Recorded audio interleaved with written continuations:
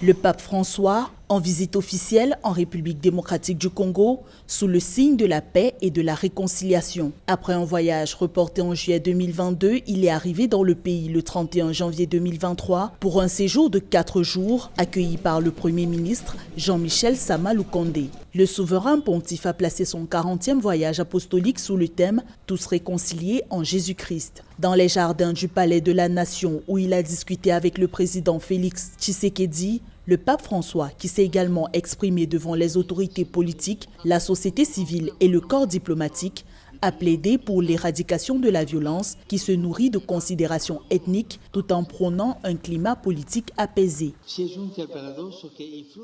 C'est du cœur que la paix et le développement restent possibles, car avec l'aide de Dieu, l'être humain est capable de justice et de pardon, d'unité et de réconciliation, d'engagement et de persévérance pour faire fructifier les talents qui lui sont confiés. C'est pourquoi je voudrais lancer un appel dès le début de mon voyage. Chaque Congolais doit se sentir appelé à apporter sa propre contribution.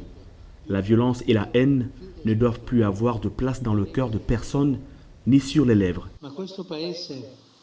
Durant son séjour, le pape François rencontrera des acteurs de l'humanitaire et des victimes des conflits dans l'est du pays.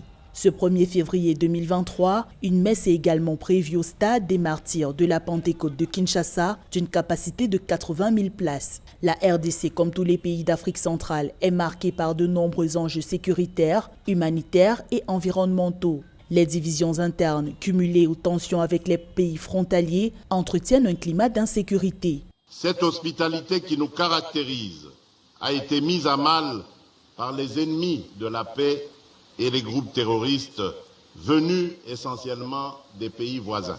Le patriotisme ainsi que la détermination du peuple congolais pour la défense de sa patrie font sa force. Sachez, sa sainteté, que le peuple congolais demeure et demeurera un peuple grand, un peuple uni et fort face à toute menace faite à l'intégrité de son territoire et à la survie de sa nation.